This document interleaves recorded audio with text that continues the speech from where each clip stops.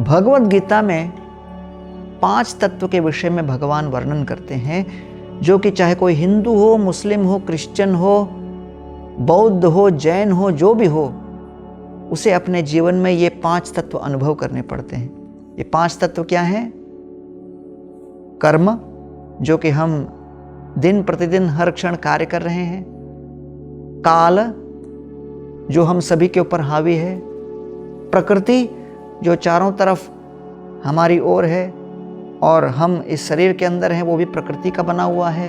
जिस दुनिया में हम रह रहे हैं वो प्रकृति तत्व पृथ्वी, जल, अग्नि, वायु, आकाश इत्यादि से अभिभूत है।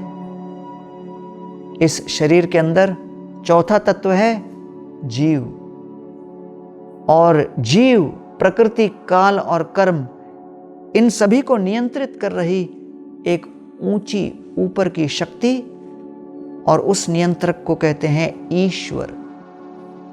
ब्रह्मा जी कहते हैं, ईश्वर परम कृष्ण सच्चिदानंद विग्रह अनादिरादिर गोविंद सर्व कारण कारणम। भगवान श्री कृष्ण ही परम ईश्वर हैं।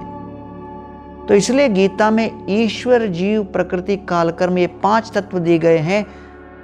बद्ध जीव सामान्यतया इस भौतिक जगत में प्रकृति, काल और कर्म, इसके ऊपर पूरी तरह अपना ध्यान केंद्रित करता है। सो जब जीव प्रकृति का भोग करने, प्रकृति का शोषण करने, प्रकृति का अधिपति बनने का प्रयत्न करता है, और उस शोषण के प्रयास में जब जीव काल के माध्यम से कर्म करने लगता है, तो उस भोग वासना को कहते हैं, उस प्रकृति के ऊपर शोषण करने की प्रवृत्ति को कहते हैं भोग। और जीव का प्रकृति के ऊपर भोग करने से अनुभव उत्पन्न होता है चिंता का। और जब चिंता उमड़ने लगती है, चिंता बढ़ने लगती है, तब जीव विचार करता है, अपने मन के अंतःकरण में टटोल के पूछता है कि क्या इस चिंता से भरे हुए जीवन से मुक्त होने का कोई उपाय है।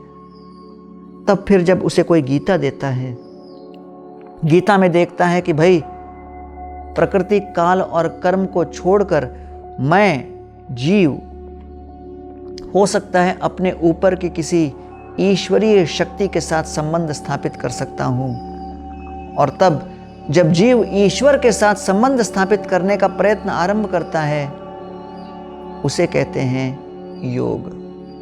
तो जीव का ईश्वर के साथ संबंध को कहते हैं योग, जीव का प्रकृति के साथ संबंध को कहते हैं भोग।